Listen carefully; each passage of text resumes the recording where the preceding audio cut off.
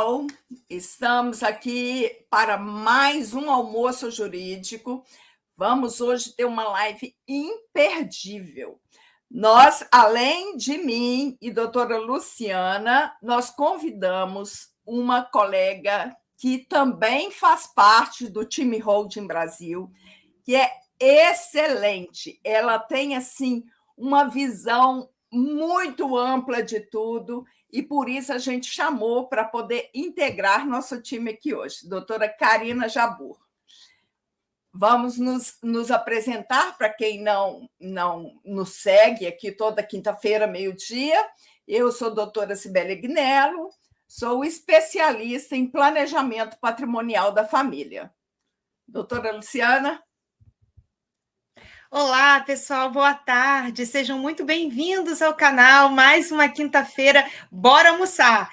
Eu sou a Luciana Borges, sou advogada, especialista em holding familiar. Estou sempre aqui com a Cibele e hoje, como a Cibele falou, temos uma convidada super especial, a doutora Karina. Seja bem-vinda, Karina.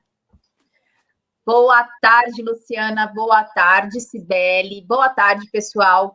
Nossa, estou muito honrada de estar aqui com vocês, participando desse almoço. Sempre assisto as meninas aí toda quinta-feira, mas está sendo uma honra aqui ter sido convidada por vocês, para que possamos passar bastante informação para os nossos seguidores, os inscritos dos canais.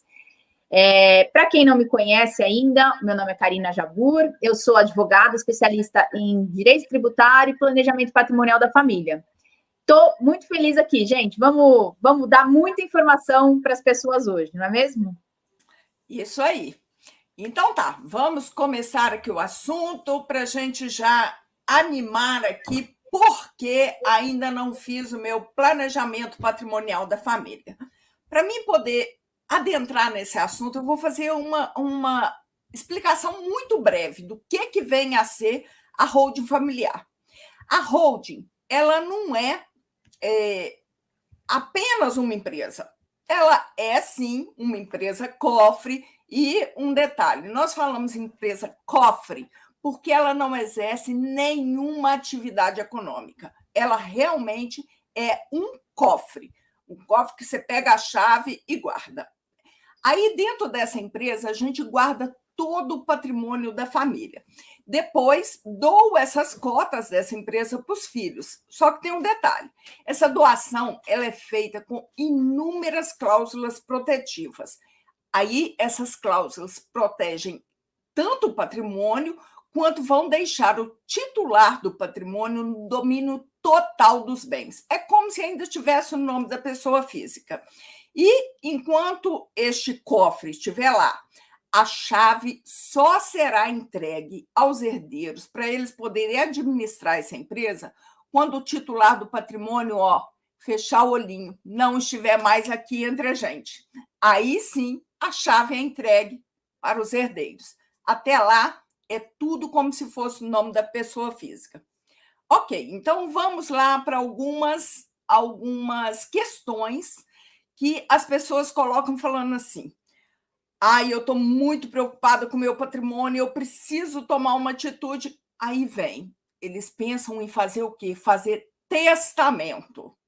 Esta é a primeira questão que eu quero trazer aqui para vocês. Por que testamento não é uma boa ideia? Por quê? O que o testamento faz? Por que a holding é muito melhor do que o testamento? Então, vamos lá. Razões e benefícios de se fazer um planejamento patrimonial através do sistema da holding. Um meio ordinário que existe, eu acabei de falar aqui, né? Vou repetir, é o testamento. Agora eu vou explicar para vocês por que o testamento é totalmente ultrapassado. Além de ultrapassado, é totalmente equivocado. Olha, primeira coisa, essa é a opinião minha. Podem ter outros juristas aí que entendem diferente. Vamos pensar aqui no termo prático. O testamento, ele é um instrumento que vai burocratizar ainda mais o bendito inventário. O inventário, ele é ruim, ele é caro, ele traz muitas desavenças familiares Enfim, é um mal terrível para a família. Dilapida o patrimônio, causa muita briga. Então, voltando aqui, vamos voltar no testamento. Ele consegue deixar um inventário, que já é uma coisa terrível, pior ainda. Eu vou explicar bem rapidinho aqui o porquê, porque minhas colegas também querem falar, não é isso mesmo? Então, ó, o testamento ele é feito por meio de uma escritura pública no cartório. E isso não sai barato, não. É bem caro. Além da escritura, o cartório exige lá um tanto de certidão e essas custas vão ficando cada vez mais caras, encarece demais. Uma vez registrado o testamento, ainda tem aquele detalhe. Se você mudar a sua vontade, você vai ter que voltar lá, pagar tudo de novo, fazer tudo de novo. Em segundo lugar, além de ser muito caro, o testamento, ele exige, ele obriga a abertura de um processo judicial. Se ele for feito no cartório, ainda assim é obrigatório passar a família por um processo judicial antes, que é o chamado registro de abertura de cumprimento de testamento. Isso é obrigatório fazer a parte judicial para dar entrada no cartório. Agora, se for no judicial, anos e anos, esquece. É muito tempo e dinheiro que a família perde. Então, o que eu quero deixar aqui muito claro para vocês? Além do tempo, que não temos como prever, mas é um tempo longo, além do quanto é caro, a gente tem que trazer aqui uns exemplos breves que aconteceram há pouco tempo com pessoas famosas.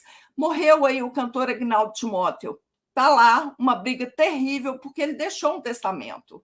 Morreu o Gugu Liberato, outra briga, e inúmeros outros. A gente ia ficar o dia inteiro aqui falando de quantas brigas ocorrem em função desse testamento. Então, o interessante é falar que o testamento não é uma boa opção para a família.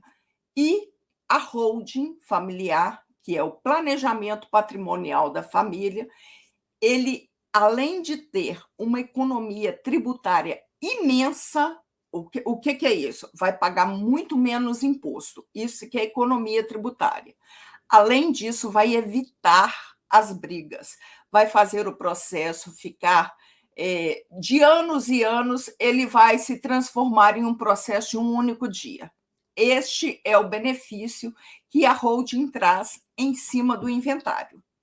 Vamos trazer agora, doutora Luciana, traga para a gente um outro motivo que faz que o planejamento seja mais vantajoso para as famílias.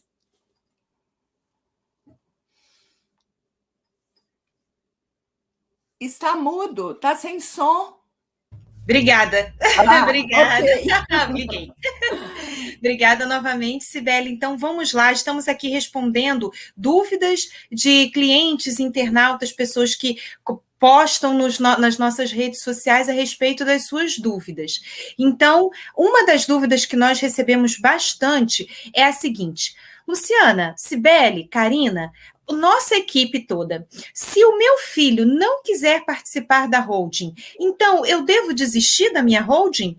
O que eu faço? Ora, cada cidadão brasileiro e de qualquer país, se você é cidadão e está no pleno uso e gozo dos seus direitos civis, obviamente você pode, independentemente da anuência de filhos, netos ou quem quer que seja, constituir a sua holding familiar.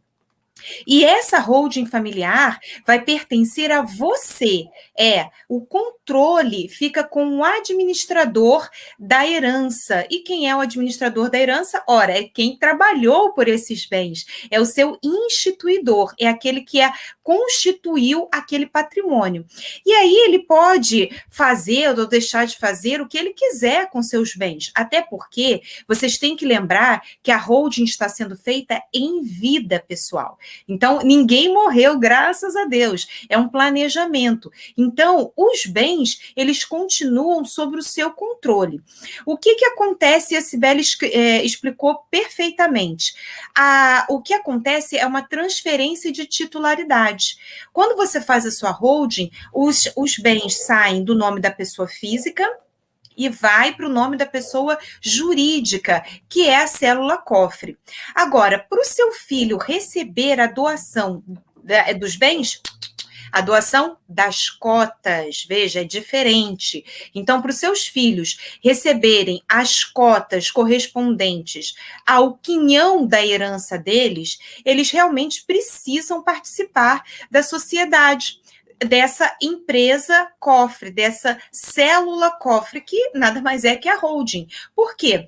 Eles precisam participar dessa célula cofre porque toda empresa ela tem natureza contratual.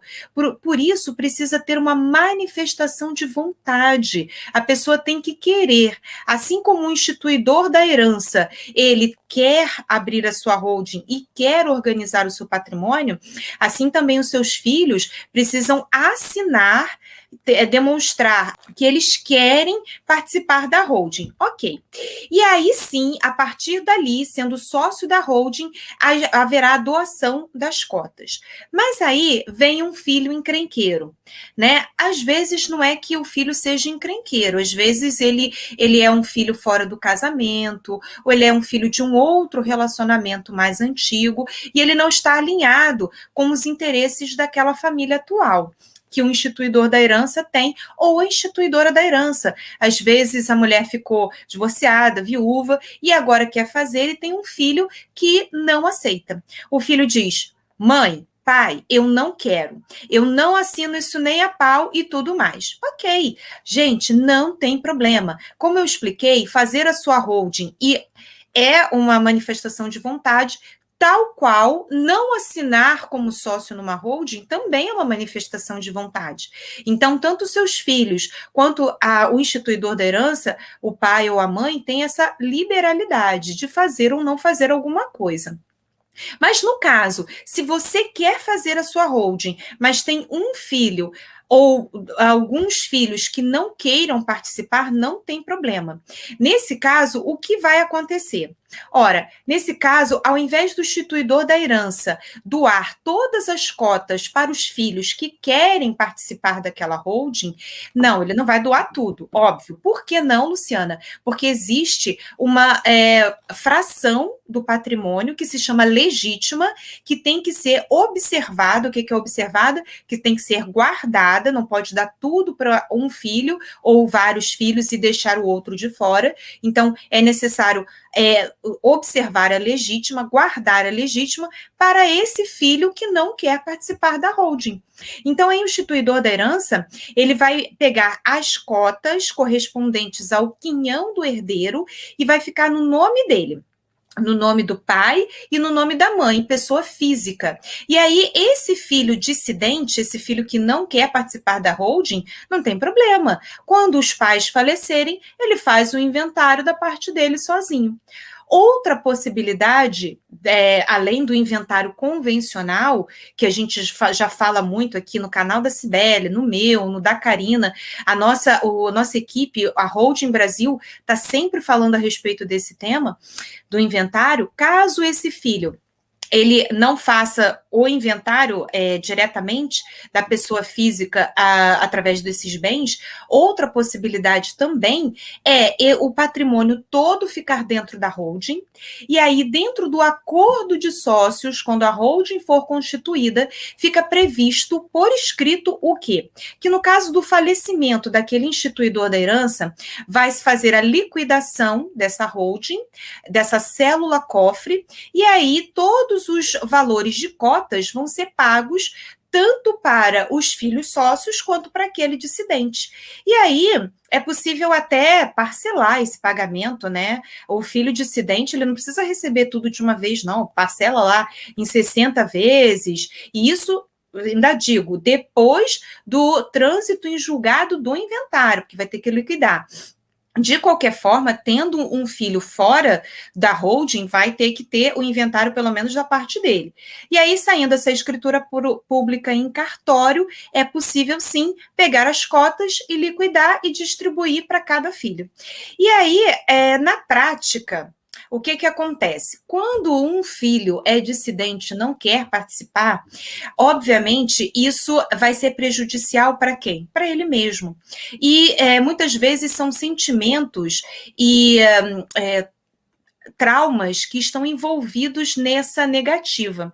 E aí a gente vê que, na prática, o que acontece mesmo é o seguinte: depois que o pai e a mãe falecer, vai levar um bom tempo para fazer inventário, escritura, liquidação das cotas, e ainda vai ser pago parceladamente essa herança. E aí, aquele filho encrenqueiro, quando ele pesa tudo isso na balança, porque a holding tem muitas vantagens. Então, você dizer não para ser sócio de algo que vai ser a sua herança, que é um benefício para você, é muito raro, mas acontece. Mas não é por conta da holding, é por conta de sentimentos pessoais. E aí, depois que essa pessoa ela pesa, né, todo o benefício e todo o custo que ela vai sofrer depois com esse inventário, aí esse filho encrenqueiro, ele acaba por pensar bem e falar assim: quer saber? Eu acho que eu vou ouvir o papai, eu vou ouvir a mamãe. E aí ele acaba assinando. Essa é a prática, sempre acontece isso. Mas, mesmo que ele não queira, ainda assim é possível fazer a sua holding. Por quê? Porque nada impede a família de fazer o seu planejamento, calculando a partilha dos bens de cada filho e reservando o quinhão daquele filho para salvaguardar a legítima, para que ele faça o inventário depois. Então, fica aí a resposta para vocês que perguntaram. Então, inclusive, dentro da própria sociedade cofre, dentro do acordo de sócios, o instituidor da herança ele tem plenos poderes para definir: o imóvel A vai ficar com o meu filho fulano, o imóvel C já vai para o filho cicrano, e por aí vai, através da cláusula de administração permanente da sociedade. O instituidor da herança já pode fazer essa partilha através das cotas. Então, mesmo que o filho seja dissidente, ele não vai ficar sem a sua legítima, sem a sua parte reservada por lei. Isso é da lei. Então, lembrando sempre, a holding ela é um método legal de planejamento tributário. Então, seu filho e sua filha, ainda que não aceite, não vai ficar descoberto. Certo, pessoal? Meninas, então agora nós vamos ouvir a doutora Karina, estamos ansiosas para ouvi-la, e ela vai falar um pouco mais a respeito das dúvidas que os internautas têm. Seja bem-vinda, Karina. Obrigada, Luciana. Bom, uma outra questão muito peculiar que as pessoas sempre colocam eu já fiz o meu sistema, eu já coloquei todos os meus bens na minha holding, não vou precisar fazer na minha holding, na minha pessoa jurídica, não vou precisar fazer nenhum procedimento de inventário. Bom, não é bem assim, não é só colocar o patrimônio numa pessoa jurídica e achar que você está livre de um processo de inventário. Se você não fizer esse procedimento da forma como deve ser, você vai sim precisar passar por isso. Mas antes, deixa eu colocar para algumas pessoas que talvez não saibam exatamente, já tive também essa experiência de pessoas questionando: mas o que é o inventário, afinal de contas? O inventário, gente, é um procedimento que ele pode ser realizado tanto pela via judicial quanto pela via administrativa, e que o objetivo dele é fazer um levantamento das dívidas, eventuais dívidas daquela pessoa que faleceu, e do patrimônio, que inclui tanto os bens móveis quanto os bens imóveis, para se apurar, também levantando quem são os herdeiros dessa pessoa. Então, vai se apurar: existem dívidas, precisam ser pagas, aquela herança vai conseguir cobrir aquelas dívidas? Sobrou dinheiro? Quem são os herdeiros? Esses herdeiros vão receber? Não vão receber? Enfim, isso é o processo de inventário. Ele acaba sendo um processo muito demorado, porque, como existe essa questão de dívidas, você tem que notificar os órgãos públicos, ter certidões, enfim, um monte de coisas. Então, você faz isso pela via administrativa ou pela via judicial. Só que as pessoas acabam se esquecendo de um detalhe pequeno, que é o seguinte, é um detalhe pequeno, mas é um detalhe muito importante. As cotas da empresa, de uma empresa, ou as ações, se a gente estiver falando de uma sociedade anônima, essas cotas, elas são bens móveis. E eles precisam, sim, passar pelo processo de inventário. Então, não adianta só pensar que você vai colocar o teu patrimônio. Eu coloquei os meus imóveis, veículo, aplicações, tudo na minha empresa, já está tudo lá dentro. Agora eu tenho 1.000 cotas, 1 milhão de cotas da minha empresa. Não preciso fazer inventário. Não, essas cotas precisam ser inventariadas. E o que muita gente também não sabe é que o valor que vai ser considerado para fins de imposto da herança é o valor patrimonial contábil dessas cotas. Nossa, do que você está falando? Tô por fora. Vamos lá, você tem uma empresa, vamos supor que você tenha uma empresa que tem 10 mil reais de capital social. Então, quando você constitui, você coloca no teu contrato que aquela empresa tem um capital social de 10 mil reais. Pois bem, você tem 10 mil cotas no valor de R$1 cada uma. Só que a sua empresa, ela tem equipamentos, ela tem, por exemplo, a sede. Vamos pensar num restaurante. Você tem lá a sede do restaurante, é uma sede própria, tem nome da pessoa jurídica. Você tem a marca do restaurante, que vale um restaurante de nome, por exemplo. Você tem outras filiais desse restaurante espalhado em diversos lugares, cada filial com a sua sede própria. Então, todos esses bens, eles compõem o valor da empresa. Se você for vender esse restaurante, certamente você não vai vendê-lo pelo valor de 10 mil reais, porque é o valor que consta no teu contrato social. Você vai vender esse restaurante pelo valor que ele realmente vale, apurado por um balanço contábil, apurado corretamente cada patrimônio que tem, tudo que tem de valor ali. E aí, quando a gente vai fazer o ITCMD, muitas pessoas, quando a gente vai fazer o recolhimento, né, do ITCMD, que é justamente o imposto da herança, muitas profissionais acabam colocando apenas o valor do capital social. E aí, o que acontece? Vem uma autuação da Secretaria da Fazenda, sim, porque o valor que deve ser considerado é o valor contábil. Você precisa fazer um balanço específico para aquilo, para levantar quanto vale aquela empresa.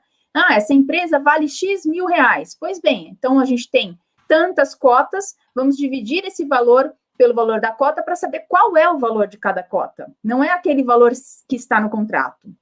E aí o imposto acaba ficando muito mais alto.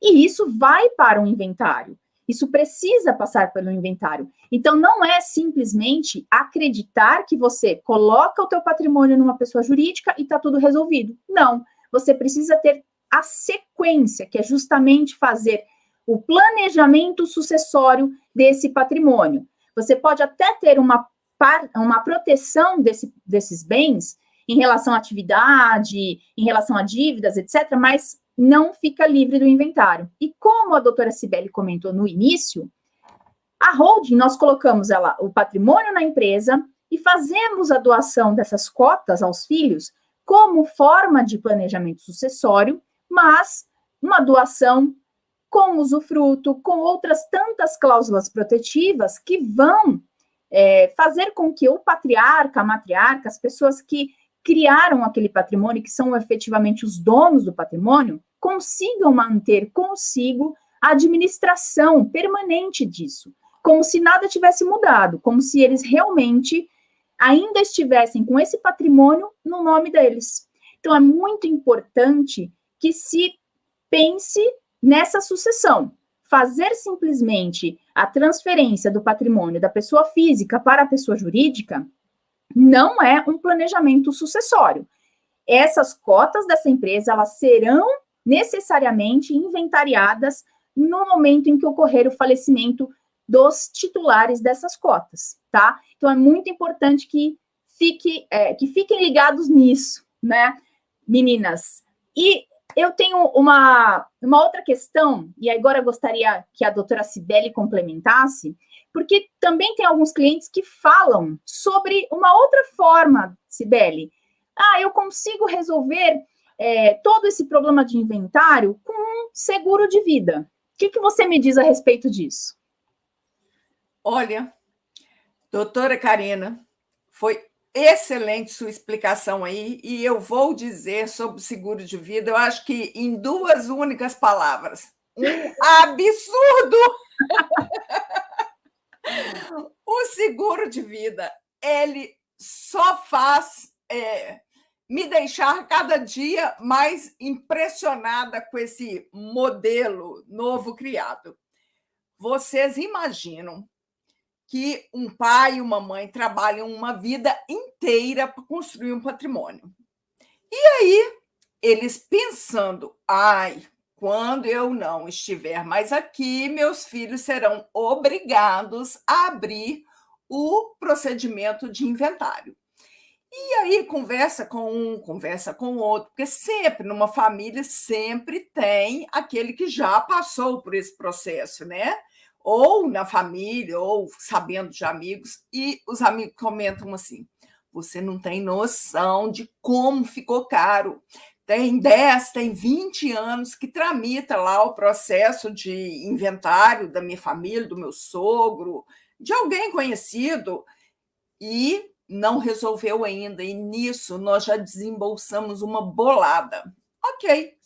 Pensando nisso, vieram as seguradoras e fizeram a excelente, para não dizer absurda, proposta: vamos criar um seguro de vida para que seu filho tenha como pagar a dívida lá que vai ficar quando tiver que abrir o inventário. Olha, gente, o inventário, ele é um processo muito caro.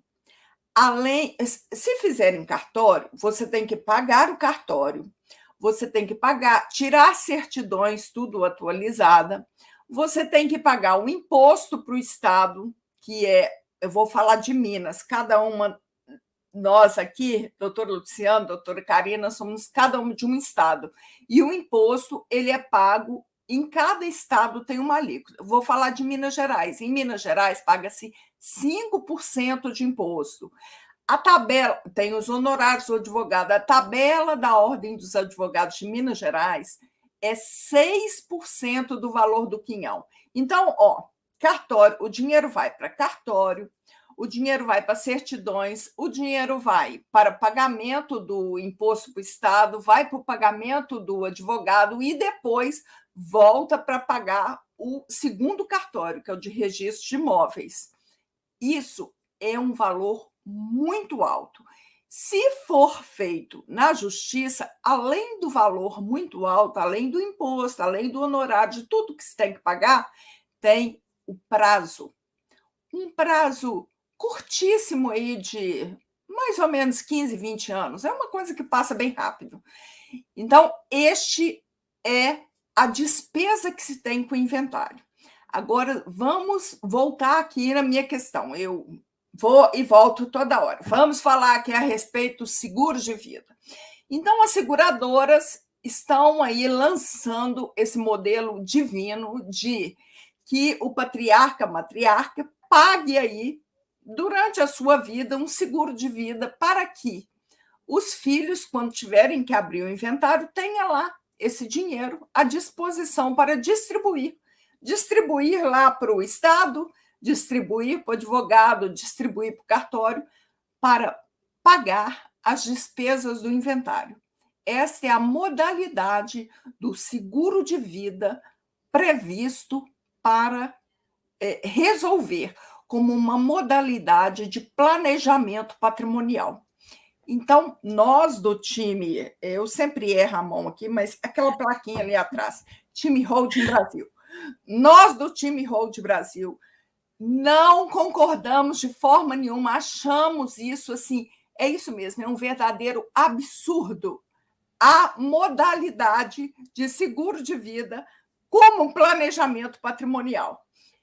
Isso que eu tinha para dar de recado desse questionamento que a gente sempre recebe aqui. Doutora Luciana, diga para a gente agora a respeito de outros questionamentos que temos. Com certeza, Cibele, é um absurdo, né? Em vez de pegar o seguro de vida e dar uma bolada para o filho, dá para o governo. Sem comentários. Mas vamos lá, temos outras perguntas. Verdade, Cibele? Olha, a outra pergunta também dos internautas Luciana, Cibele, Karina, dá para colocar um imóvel financiado? Eu fiz lá na Caixa ou em outro banco. Dá para colocar um imóvel financiado ou hipotecado dentro da holding familiar? Bom, vamos lá. Então, vamos analisar o que significa isso. Olha, se uma pessoa ela faz um financiamento na Caixa Econômica Federal ou outro banco, outra financeira, o que acontece? Aquele bem imóvel, ele tem um ônus pesando sobre ele.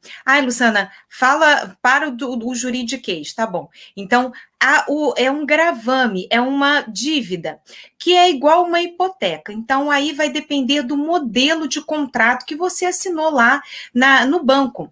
Então, por exemplo, tem um modelo em que a pessoa ela é dona e o imóvel está lá com um direito real gravado, que é a tal da hipoteca, é um dos tipos de direitos reais que acompanham aquele imóvel. Um outro modelo é o banco ser um agente fiduciante. O que é isso? Ele é dono da tua casa, da casa que você está financiando com ele, mas ele é um dono temporário, ele é dono a favor do cliente, a favor daquele que comprou, até que haja a quitação, o pagamento daquele bem. E aí, por aí vai, existem vários tipos de modelos, vários tipos de contratos em que, a bem da verdade, falando no português, claro, o imóvel não é seu, o imóvel é do banco. E aí, tanto faz, tá? A gente não precisa ficar discutindo qual é a natureza jurídica da alienação fiduciária, nada disso.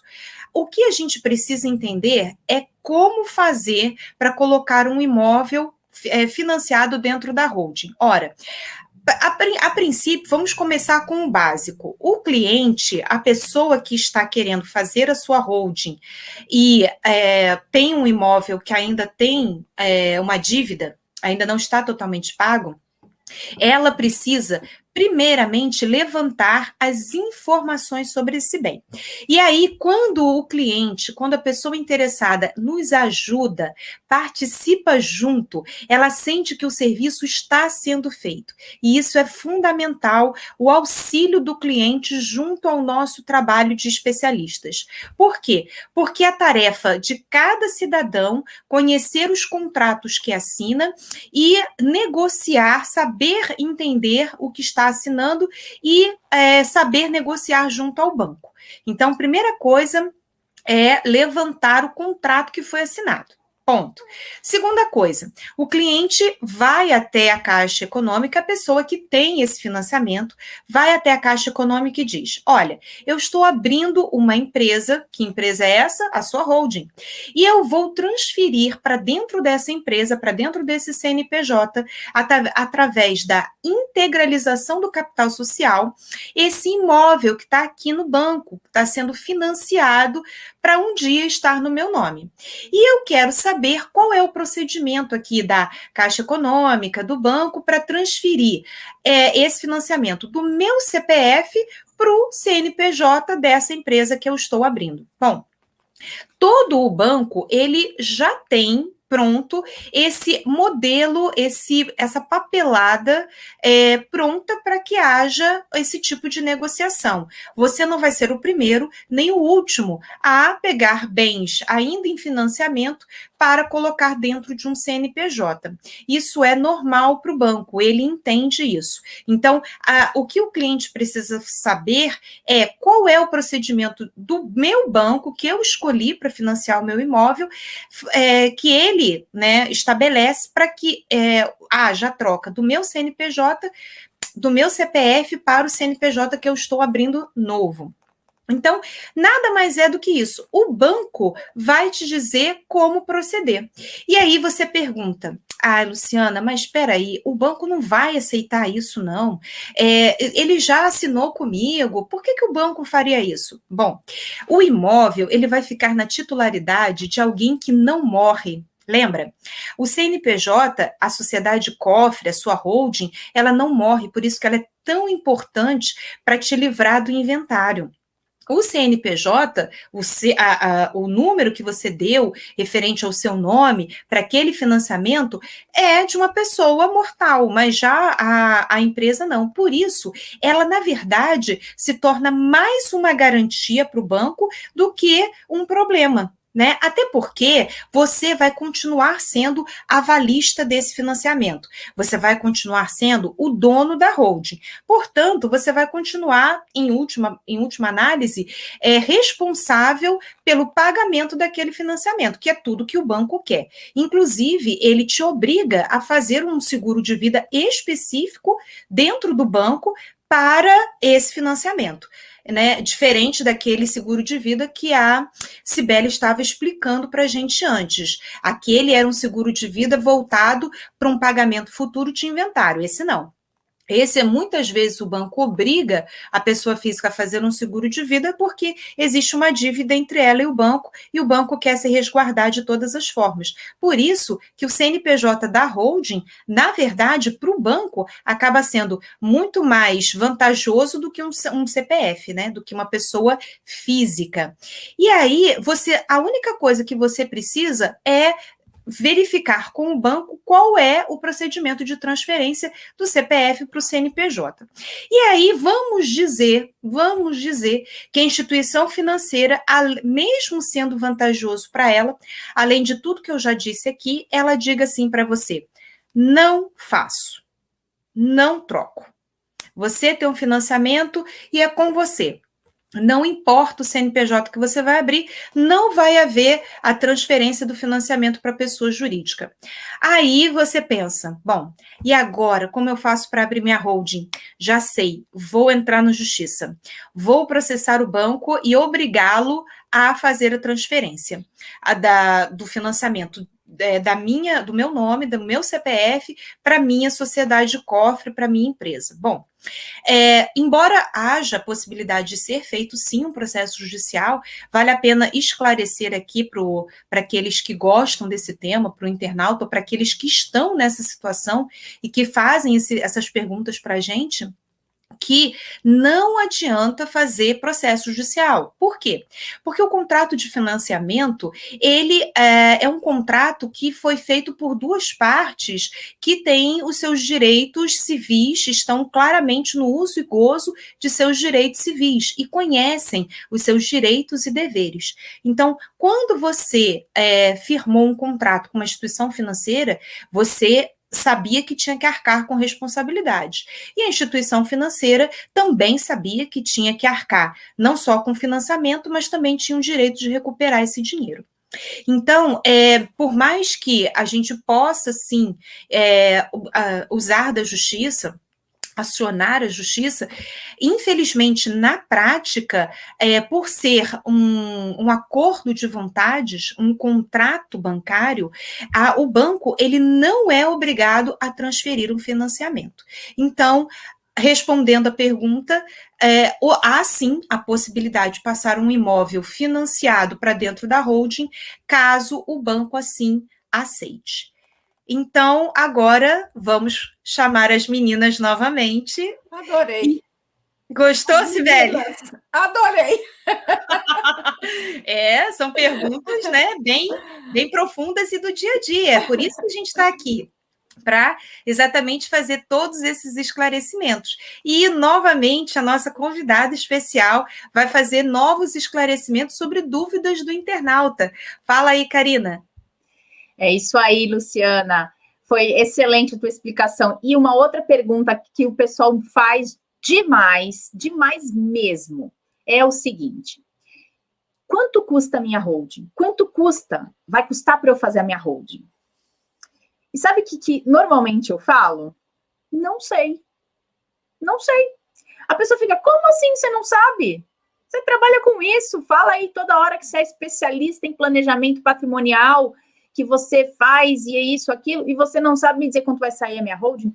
Não. E sabe por que não? Porque é o seguinte, pessoal, uma holding, um sistema de holding familiar é um sistema ultra personalíssimo. Cada família tem uma necessidade, uma estrutura, um patrimônio. Então, não existe uma receita, Não existe um padrão. Não tenho como falar, olha, vai custar 10 mil reais, vai custar 1 milhão de reais. Não dá. A gente tem que fazer uma consulta, uma conversa com a família para diagnosticar várias coisas, tá? A primeira coisa que a gente precisa fazer para poder conversar, iniciar essa conversa com a família é uma sessão de viabilidade. E o que é esse raio dessa sessão de viabilidade? Sessão de viabilidade é o momento onde o profissional vai ouvir o cliente. Então, a gente vai fazer diversas perguntas, diversos questionamentos para esse cliente e vai falar, bom, eu preciso saber sobre a tua estrutura familiar, a tua formação da sua família. Você é casado? Qual é o regime de bens? Se você tem filhos? Se os seus filhos são casados e qual é o regime de bens desses filhos? Se esses filhos também possuem filhos, qual é a idade dos filhos? Então, primeira coisa, entender como é constituída essa família. Segunda coisa, vocês possuem dívidas, não possuem dívidas? Se possuem, como está a cobrança dessas dívidas? Os filhos que vão receber o patrimônio, que vão receber as cotas em doação, eles possuem dívidas? Eles podem receber? Eles têm o nome sujo? Não têm o nome sujo? Isso também precisa ser estruturado, precisa ser pensado para que nós possamos fazer o planejamento da melhor forma. Outra coisa, a gente precisa saber sobre o patrimônio da família, porque tem famílias que têm apenas a casa onde reside, tem famílias que têm diversos imóveis e que utilizam esses imóveis para locação, para complementar a renda. Tem famílias que vivem exclusivamente de renda de alocação de imóveis. Tem famílias que exercem atividade de construção civil, então elas compram pequenas casas, derrubam aquelas casas, constroem outros imóveis, salas comerciais ou outras casas, vendem ou alugam, enfim, que vivem disso. Então, não tem como fazer uma tabela de valores. A gente não trabalha dessa forma.